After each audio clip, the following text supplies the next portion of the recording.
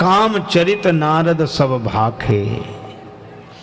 महाराज समाधि लग गई थी, देह की सुधि नहीं रही, वृत्ति अंतर्मुखी हो गई। भगवान ने कहा सर्दी गर्मी वर्षा में भी समाधि भंग नहीं। अरे महाराज आप सर्दी गर्मी वर्षा की कहते, काम आया काम, बड़ी चेष्टा की पर मेरा कुछ नहीं बिगड़ा।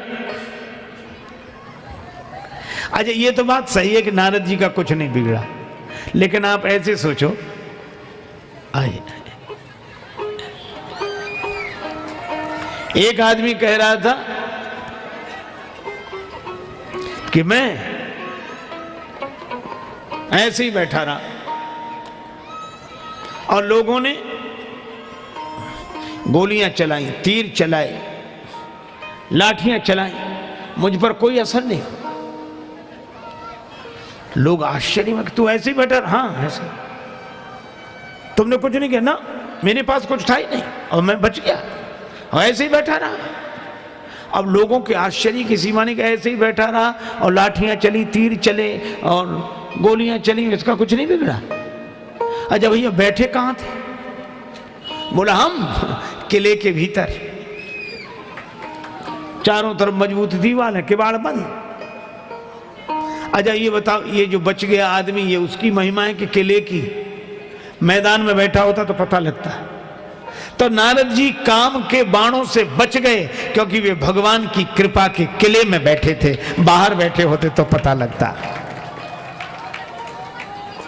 पर महिमा अपनी। भगवान रूख बदन कर वचन मृदु बोले श्री भगवान। भगवान ने कहा कि नारद जी तुम्हारे सुमिरन ते मिटे मोह मार मदमान। तुम्हारे स्मरण से काम क्रोध लोभ मोह मद मत्सर मिटेंगे। नारद जी बड़े खुश हुए कि अभी तक भगवान के स्मरण से ये सब विकार मिटते थे, अब हमारे स्मरण से मिटेंगे। अब हमारे स्मरण से, तो अब तो हम भगवान हो ही गए। तो नारद जी के मन में तो अभिमान, पर ऊपर से कहते हैं कृपा तुम्हारी सकल भगवाना। अब भीतर अभिमान का भाव। नारद कहा सहित अभिमान। नारद जी भगवान को प्रणाम करके विदा हुए। भगवान सोचने लगे उर अंकुरे गर्भ तरु भारी, वेग सो मैं डारी हूं उखारी, पन हमार सेवक हितकारी। लक्ष्मी माता ने कहा कि नारद जी को तो पहले ही बहुत अभिमान था, आपने बढ़ा क्यों दिया? हो इतना सम्मान किया, चरणों में प्रणाम कर रहे थे, आपने प्रणाम नहीं करने दिया, हृदय से लगा लिया है।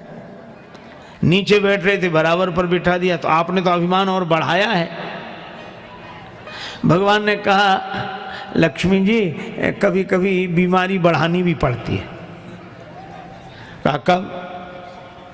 आप ऐसे सोचो जैसे किसी को फोड़ा हो जाए, व्रण शरीर में कहीं फोड़ा हो जाए, अब वो जाए डॉक्टर के पास कि डॉक्टर साहब कल से ये फोड़ा हो रहा, तो डॉक्टर औषधि देता है कि इसको खा लो, फोड़ा बैठ जाएगा।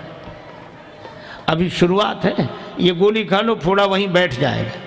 और मान लो वो गोली लेकर आए, खाए नहीं, तो फिर फोड़ा बैठेगा भी नहीं, वह तो बढ़ेगा। अब दूसरे डॉक्टर के पास जाए कि डॉक्टर साहब ये फोड़ा तो इतना बड़ा हो गया, तो डॉक्टर क्या कहेगा? अब तो बढ़ गया है। पहले नहीं गए थे किसी डॉक्टर के पास? हाँ गए थे, उन्होंने दवाई दी थी। हाँ दी थी। वो कह रहे दवा खा लेना तो बैठ जाएगा। तुमने खाई थी दवा? नहीं खाई। तो डॉक्टर कहेगा अब तो गड़बड़ी हो गई, अब ये बैठ नहीं सकता, अब ये इतना बढ़ गया है कि दवा से भी बैठेगा नहीं, फिर अब तो इसका ऑपरेशन होगा। तो साहब अब ऑपरेशन ही कर दो। का ऑपरेशन लायक अभी हुआ नहीं है, थोड़ा और बढ़े तब इसका ऑपरेशन होगा। बस भगवान ने वही किया कि नारद जी के मन में अभिमान का फोड़ा हुआ था। शंकर भगवान रूपी पहले डॉक्टर ने जो उपदेश की गोली दी थी, अगर खा लेते तो ये फोड़ा वहीं बैठ जाता, पर उस उपदेश की गोली को नहीं खाया।